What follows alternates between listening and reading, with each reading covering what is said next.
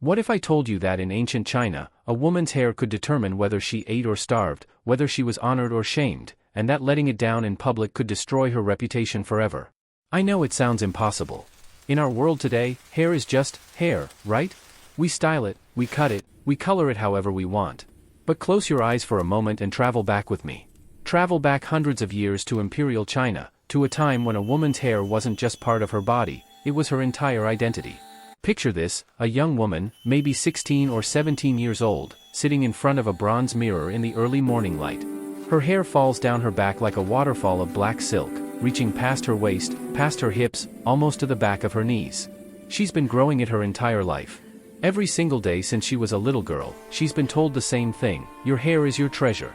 Your hair is your future. Your hair is everything. And they weren't exaggerating. The symbol of everything. In dynastic China, when people looked at a woman, they weren't just seeing a person. They were reading a story written in the length and darkness of her hair. Was it long? Then she was patient, disciplined, virtuous. Was it lustrous and black as a raven's wing? Then she was healthy, desirable, worthy of a good marriage. Was it thin or short or dull? Then something was wrong with her. Maybe she was sick. Maybe she was poor. Maybe she was immoral. Your hair told everyone who you were before you ever opened your mouth. Think about that for a second. Imagine if the most important thing about you, the thing that determined whether you could marry well, whether your family would be proud of you, whether society would respect you, was something you had to grow for decades.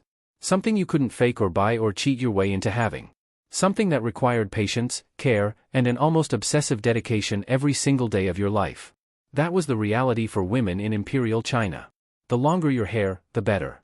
The darker, the shinier, the more voluminous, the more valuable you became. Mothers would start teaching their daughters from the age of 4 or 5, never cut your hair. Brush it 100 strokes every night. Wash it with rice water. Massage your scalp with special oils. Your hair is growing your future. And these little girls would obey. Because they understood, even at that young age, that their hair wasn't really theirs. It belonged to their future husband. It belonged to their family's reputation. It belonged to society's expectations. The art of the impossible. Now, let me take you deeper into this world. Let me show you what it actually took to maintain this beauty standard.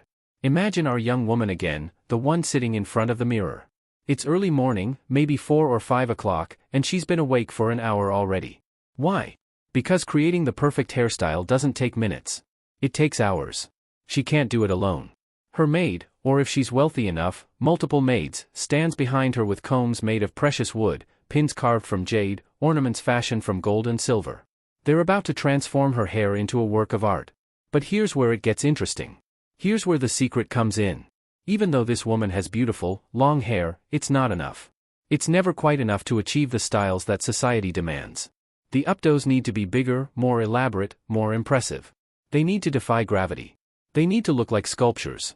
So what did women do? They saved their hair. Every single strand that fell out when they brushed, every hair that came loose during the day, they collected it all. They kept it in special boxes, sometimes for years, until they had enough. And then, with careful hands, they would weave these shed strands together, creating what they called FAG, hair foundations. These weren't wigs exactly. They were structures. Scaffolding for beauty. A woman would pin these pieces into her own hair, using them to create volume and height and the perfect shape that fashion demanded. In a way, she was building her hair into architecture. Can you imagine the intimacy of that? Using pieces of yourself from yesterday, from last month, from last year, to construct the person you need to be today? Then came the pins. Oh, the pins. Jade pins that cost more than a farmer's yearly income. Silver pins shaped like flowers, like butterflies, like phoenixes. Golden ornaments that caught the light and announced to everyone, this woman is important. This woman is valuable. This woman matters. They would weave silk flowers into the style, peonies for spring, chrysanthemums for autumn, plum blossoms for winter. Each flower had meaning. Each placement told a story. The whole process could take 3, 4, sometimes 5 hours. And at the end of it, the woman looking back from the mirror was transformed. She was perfect. She was untouchable. She was exactly what society wanted her to be. But she couldn't move too quickly, or the whole thing might collapse. She couldn't lie down to rest, or she'd ruin hours of work. She couldn't even scratch her scalp if it itched. She had built herself a beautiful prison, and she'd have to live in it until nightfall. The private and the forbidden. Now here's where this story takes a turn that might surprise you. All of this elaborate styling, all of these hours of work, all of this carefully constructed beauty, it had one purpose: to be seen in public. To display virtue and status and desirability to the world. Flowing, unbound hair was one of the most intimate, private things a woman possessed. In fact, it was so private that only two people in the entire world were allowed to see it, her husband and her personal maid. Think about what that means. A woman could spend hours creating this elaborate hairstyle for the world to admire, but the simple act of letting her hair fall naturally, the way it grew from her own head, was forbidden. It was scandalous. It was sexual. When a woman prepared for bed, she would dismiss everyone from her chambers except her most trusted maid. In the privacy of that room, with the doors closed and the curtains drawn, she would finally release her hair from its pins and structures. She would let it fall down her back, and for just a few hours, she could be free. When she married, her husband would be granted this privilege too. On their wedding night, one of the most significant moments wasn't just the physical union, it was when he would watch her let down her hair for the first time. It was an act of ultimate vulnerability and trust. But in public? Never. If a respectable woman appeared in public with loose, flowing hair, it would cause a scandal that could destroy her reputation forever. People would whisper. They would assume things. They would think she was advertising herself, making herself available, behaving like a woman without virtue. Only 3 types of women dared to appear with unbound hair in public: courtesans, entertainers, and artists' models who posed for scroll paintings. These women lived outside the boundaries of respectability. They had already sacrificed their reputation, so they had nothing left to lose. For everyone else, hair down meant shame. It meant exclusion. It meant becoming invisible to proper society. Can you feel the weight of that? Your hair had to be long and beautiful, but also forever hidden in its natural state. You could never just be. You always had to perform. Poetry and obsession. But why? Why did society care so much about women's hair? Let me tell you about the poets. In Imperial China, aristocratic men, scholars, officials, artists, became absolutely obsessed with women's hair. They wrote poems about it. Endless poems. Comparing a woman's hair to waterfalls made of silk thread, to the wings of ravens taking flight, to clouds of black smoke rising from precious incense. They described the sound it made when a woman moved, a whisper like wind through bamboo. They imagined the scent of it, jasmine and sandalwood and mystery. They fantasized about what it would be like to see it loose, to touch it, to run their fingers through it. In their minds, a woman's hair became something almost magical. It was desire made visible. It was everything they wanted but couldn't have: beauty, softness, femininity, control. And here's the thing, this wasn't just romantic poetry. This obsession shaped everything. It shaped what fathers looked for when choosing wives for their sons. It shaped how women were valued in society. It shaped how women saw themselves. If poets were writing verses about hair like black waterfalls, then you better believe every woman was desperately trying to make her hair look exactly like that. If scholars were comparing hair to ravens' wings, then women were using every oil, every herb, every secret remedy they could find to make their hair darker, shinier, more like the ideal. The pressure was crushing. Because it wasn't enough to have long hair. It had to be the right kind of long hair. It had to be thick enough, dark enough, shiny enough. It had to move the right way. It had to inspire poetry. Emotional turning point. So let me ask you something. When you think about this, when you really think about what life was like for these women, do you see beauty? Or do you see a prison? Because here's the truth, it was both. For wealthy, aristocratic women, their hair was power. It was their currency in a world where they couldn't own property, couldn't work, couldn't make their own decisions. Their hair could secure them a good marriage. It could bring honor to their family. It could give them status and respect and a measure of safety in an uncertain world. But that same hair was also a chain. They spent hours every single day maintaining it. They couldn't cut it, even when it got so long it gave them headaches. They couldn't wear it naturally, even in the privacy of their own homes when guests might arrive. They couldn't style it the way they wanted, only the way society demanded. They couldn't even own it, not really. It belonged to everyone's expectations. And if they failed, if their hair wasn't perfect enough, if it didn't meet the standard, they could lose everything. A broken engagement. A ruined reputation. A life of shame. So they kept brushing. Kept growing. Kept building those elaborate structures every morning. Kept playing the role that society had written for them. Because what choice did they have? And now, before we go any further, I need you to understand something. Everything I've just told you, this whole world of jade pins and poetry and private rituals, this was the life of the wealthy. The aristocrats. The women who had maids and time and resources. But there was another world happening at the exact same time. A world where the same beauty standards existed, but the reality was completely different. A world where long, beautiful hair wasn't a symbol of power. It was a burden that could break you. And that's where we're going next. The dark side of beauty, survival and sacrifice. Take a breath with me for a moment. Let everything from Chapter 1 sink in, the jade pins, the elaborate styles, the hours of preparation, the poetry, the obsession. Now I need you to do something difficult. I need you to hold all of that in your mind, and then imagine being expected to live up to those exact same standards while working in rice fields from sunrise to sunset. Imagine having no maids, no bronze mirrors, no time, no money for oils and ornaments. Imagine your hands being too calloused and rough to gently weave flowers into your hair. Imagine not having eaten enough that day to even have the energy to brush 100 strokes before bed. This was the reality for the vast majority of women in Imperial China. 2 worlds, 1 standard. Here's what broke my heart when I first learned about this: the beauty standards didn't change based on your wealth. Society didn't say, well, if you're poor, you get different rules. No. Whether you were the daughter of a wealthy merchant or the daughter of a farmer who could barely afford rice, the expectation was exactly the same. Long hair. Dark hair. Lustrous hair. Perfectly styled hair. Your hair had to look like you spent hours on it, even if you didn't have hours. It had to look expensive, even if you had no money. It had to look effortless, even though maintaining it took everything you had. Think about what that means. A peasant woman working in the fields, her back bent under the weight of rice bundles, sweat pouring down her face, dirt under her fingernails, she was still supposed to have hair like the aristocratic women who never worked a day in their lives. She was still supposed to achieve that impossible standard. And here's the cruelest part: she was judged by the same metric. When it came time for her to marry, when families came to evaluate her as a potential bride, they looked at her hair just like they looked at wealthy women's hair. Long enough? Dark enough? Healthy enough?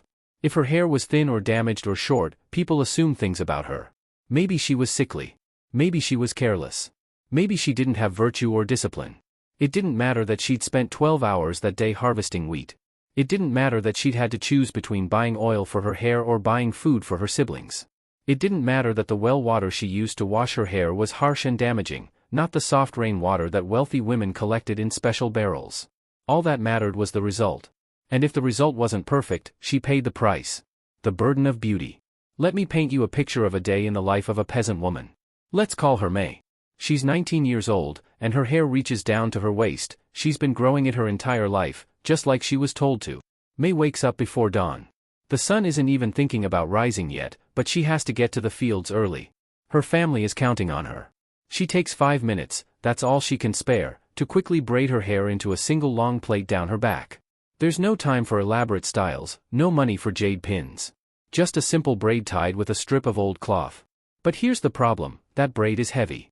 After years of growing her hair long, it now weighs several pounds when it's wet with sweat or rain. And as she bends over in the fields, planting rice, pulling weeds, harvesting grain, that weight pulls on her scalp constantly. By midday, she has a headache that pounds behind her eyes. The braid swings as she works, getting in her way, catching on things. Sometimes it falls forward over her shoulder and she has to stop what she's doing to flip it back. In the summer heat, the hair against her neck and back makes her even hotter. Sweat soaks into it, and by the end of the day, it smells like labor and earth. When she finally gets home after dark, exhausted and hungry, she faces another challenge: cleaning her hair. But water is precious. Her family needs it for drinking, for cooking. How can she justify using gallons of water just to wash her hair properly?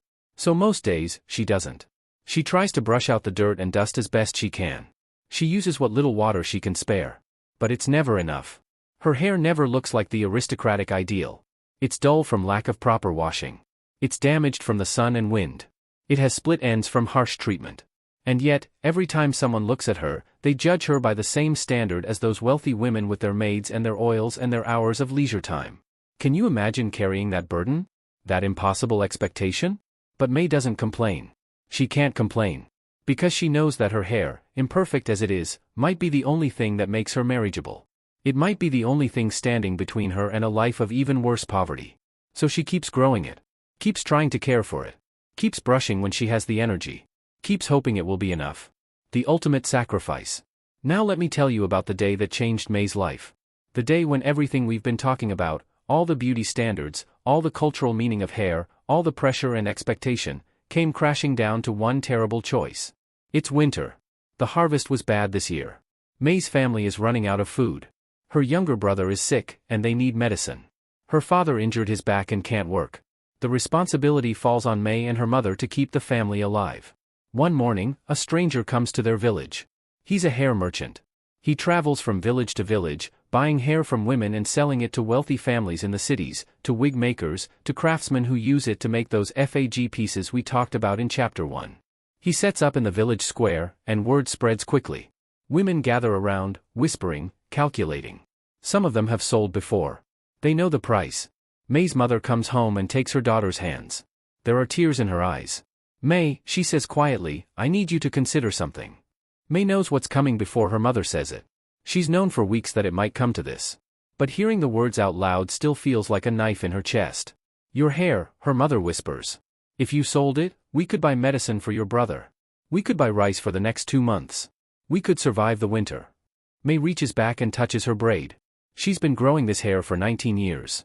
19 years of patient care, of brushing, of hoping it would secure her future. Every inch represents months of growth, years of dedication. This hair was supposed to be her dowry. Her value. Her ticket to a better life. But her brother is dying. And hair grows back. Slowly, yes. It might take 5 years, 10 years to return to this length. By then she'll be in her late 20s, practically an old maid by society's standards. Her chances of a good marriage will be almost gone. But her brother won't survive the week without medicine. So May makes the walk to the village square. Each step feels heavier than the last. Other women are already there, some crying silently, some with expressions of grim determination. They all know what they're about to lose. The hair merchant is efficient, businesslike. He examines May's braid, running it through his fingers, checking the texture, the color, the length. Good quality, he says, nodding. Dark. Relatively healthy considering. I can give you a fair price. A fair price. May wants to laugh. There is no fair price for 19 years of your life. There is no fair price for your future. There is no fair price for the thing that society told you was your greatest treasure. But she doesn't laugh. She just nods. The merchant brings out his scissors. The impossible choice. I want you to really picture this moment with me. Picture May sitting on a stool in the village square, other women and children gathered around, watching. Some are sympathetic. Some are grateful it's not them. Some are judging, wondering why May's family let things get so desperate. The merchant stands behind her and unties the cloth holding her braid. Her hair falls loose for a moment, and she realizes this is the last time she'll feel its weight on her back. The last time she'll feel it brush against her waist. He gathers it all at the base of her neck, holds it firmly in one hand, and positions the scissors with the other. Snip. That's all it takes. One cut, and 19 years fall into the merchant's hands. May feels the sudden lightness on her head, and it's shocking. She brings her hand up to touch the back of her neck, and for the first time since she was a toddler, she feels bare skin there. Short hair, choppy and uneven, barely long enough to cover her ears. The merchant hands her a small pouch of coins. She weighs it in her hand. This is it. This is what 19 years of her hair is worth. Enough money to keep her family alive for 2 months. Maybe 3 if they're very careful. She walks home with the pouch clutched tightly in her fist and her head covered with a scarf. She can't bear the thought of people seeing her yet. Can't bear the stares, the whispers, the pity. When she gets home, her mother hugs her tightly and weeps. Her little brother, feverish and weak, doesn't even understand what she's sacrificed for him. Her father can't meet her eyes, the shame of not being able to provide for his family is crushing him. And May? May goes to the small mirror they keep by the window. She removes the scarf slowly, like unwrapping a wound. The face looking back at her is her own, but different. She looks younger somehow, more vulnerable. The short, choppy hair makes her face seem rounder, more childlike. But her eyes look older. They look like someone who has lost something precious and can never get it back. She knows what happens next. She knows that when she walks through the village tomorrow, people will stare. They'll know immediately that she sold her hair. They'll know her family was desperate. They'll know she sacrificed her marriageability, her value, her future. Some will admire her filial piety, her dedication to family. But others will see damaged goods. A woman whose hair was cut short is a woman who won't attract a good husband. A woman who might end up alone. And the cruelest irony of all? The hair she sold, that beautiful, long, dark braid, will end up in the city. It will be cleaned, treated, crafted into expensive hair pieces. And some wealthy woman, someone who already has everything, will pin it into her own elaborate hairstyle and never know the cost. She'll never know about May's sick brother, or the bad harvest, or the impossible choice between beauty and survival. She'll just look in her bronze mirror and think, how perfect. How beautiful. Universal oppression. Now I need you to step back with me and look at this whole picture. Look at both worlds we've explored, the aristocratic woman with her jade pins and her hours-long styling sessions, and May with her scissors and her sacrifice. These two women lived completely different lives. One had wealth, comfort, education, leisure. The other had poverty, labor, struggle, desperation. They would never meet. They existed in separate universes. But they shared one thing, the expectation. Both of them were trapped by the same beauty standard. Both of them were judged by the same impossible metric. Both of them spent their lives trying to achieve the same ideal of long, lustrous, perfectly maintained hair. The wealthy woman was trapped by luxury, by the need to maintain her status, to please society, to embody perfection. She had all the tools to meet the standard, but that just meant there was no excuse for failure. The poor woman was trapped by necessity, by the need to appear valuable despite having nothing, to maintain beauty while doing backbreaking labor, to somehow achieve the impossible with no resources. And here's what's so devastating about this, the beauty standard didn't just exist alongside the class divide. It reinforced it. It made it worse. When a wealthy woman looked at a peasant woman with dull, damaged hair, she could tell herself, I deserve my position. Look how much better I am. Look how much more beautiful. The hair became proof of superiority, evidence that the social order was natural and right.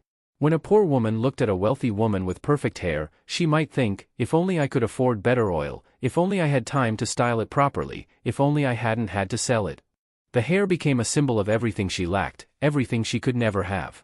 The beauty standard created a shared experience, every woman understood the pressure, the judgment, the constant evaluation. But it also created a canyon between them that could never be crossed. Reflection on the past. So what do we do with this story? What do we take away from learning about these women and their hair? I think the first thing we need to recognize is that this wasn't just about vanity. This wasn't just about women being silly or superficial or caring too much about appearance. This was about survival. In a society where women couldn't own property, couldn't have careers, couldn't make their own way in the world, beauty was currency. Hair was investment. Your appearance could literally determine whether you ate or starved, whether you had security or ended up destitute. So when we talk about these women spending hours on their hair, when we talk about them growing it to extreme lengths, when we talk about the pressure and the obsession, we can't judge them. They were playing the only game they were allowed to play. They were using the only tools they had. But here's what breaks my heart, the game was rigged from the start. Because no matter how perfect your hair was, you were still trapped. The wealthy woman with her jade pins was still property, passed from father to husband. The poor woman with her scissors was still desperate, still vulnerable, still at the mercy of forces beyond her control. The beauty standard gave them the illusion of agency. If I just make my hair perfect enough, I'll be safe, while actually keeping them powerless. It's like being in a beautiful cage and being told, if you sing prettily enough, maybe we'll make the cage slightly bigger. But you're still in a cage. And singing prettier doesn't give you the key. Connection to today. Now, I know what some of you might be thinking. This is ancient history. This is a different culture, a different time. Things are different now. And yes, things are different. We're not growing our hair for 2 decades to secure marriage proposals. We're not selling our hair to feed our families. We don't have elaborate styling rituals that take 5 hours every morning. But are we really that different? Think about the beauty standards we have today. Think about the pressure on women, and increasingly on men too, to look a certain way. Think about the diet industry, the cosmetic surgery boom, the filters and the editing and the constant comparison on social media. Think about how much time and money and emotional energy goes into trying to meet impossible standards. Think about how many people feel like they're not good enough, not beautiful enough, not valuable enough because they don't look like the ideal. Think about how beauty is still tied to worth. How it still affects job opportunities, relationships, how people treat you in the world. How it still creates hierarchies and divisions between people. We like to think we've evolved beyond the ancient world. But have we really? Or have we just changed the specific standard while keeping the same underlying system? In Imperial China, it was long, dark, lustrous hair. Today it might be clear skin, a certain body type, perfect teeth, designer clothes, a curated Instagram feed. The specific requirement changes, but the pressure remains. The feeling of never being quite enough, that hasn't changed at all. Final thought. Let me leave you with this. When I think about May, sitting in that village square, feeling the weight of her braid fall into the merchant's hands, I don't just see a woman from hundreds of years ago. I see every person who has ever felt forced to sacrifice something precious to meet someone else's standard. I see the person who starves themselves because society says their body is wrong. I see the person who goes into debt buying things they can't afford because they're told that's what success looks like. I see the person who hides their true self because being authentic might mean being rejected. The standards change. The culture changes. The specific expectations change. But the core truth remains: when we let external standards define our worth, we all end up trapped. Some of us in golden cages with jade pins. Some of us with scissors in hand, deciding what we can afford to lose. The women of Imperial China couldn't escape their beauty standards. They were born into a system they had no power to change. But we, right now, today, we have something they didn't have. We have the ability to question these standards. To push back. To say, no, my worth is not determined by how well I meet your impossible ideal. We can choose differently. So when I ask you, would you have followed these strict beauty standards? I'm not really asking about ancient China. I'm asking about now. I'm asking about your life, today, in this moment. What standards are you following that don't serve you? What impossible ideals are you chasing? What are you sacrificing in the pursuit of someone else's definition of enough? And here's the harder question: what would it take for you to let it go? To let down your hair, metaphorically speaking, and say, this is me. This is enough. I am enough. Because here's what I learned from studying these women and their elaborate hairstyles and their impossible pressures: beauty can be power, yes. But freedom, true freedom, is more powerful than beauty ever was. The aristocratic women with their perfect hair were still trapped. May with her sacrifice was still trapped. They were all trapped because they believed the lie that their worth came from outside themselves. But you don't have to believe that lie. You can choose to define your own worth. You can choose to opt out of the game. You can choose to be free. It won't be easy. The pressure is real. The judgment is real. The consequences might be real too. But every time someone makes that choice, every time someone says enough to impossible standards, they make it a little bit easier for the next person. They prove that there's another way to live. So maybe we can honor these women from Imperial China not by pitying them, but by learning from them. By recognizing the cage they were in and refusing to build the same cage around ourselves. By letting our hair down, in whatever way that means for us, and discovering that the thing we were told would destroy us might actually be what sets us free. Thank you for traveling back in time with me. Thank you for sitting with these women's stories, for feeling their struggles, for seeing their humanity. I'd love to know what you think. Have beauty standards changed as much as we like to believe? What would you have done in May's position? What hair are you holding onto in your own life that might be keeping you trapped? Share your thoughts in the comments. Let's keep this conversation going. Because their story isn't over. It lives on in every choice we make about beauty, worth, and freedom.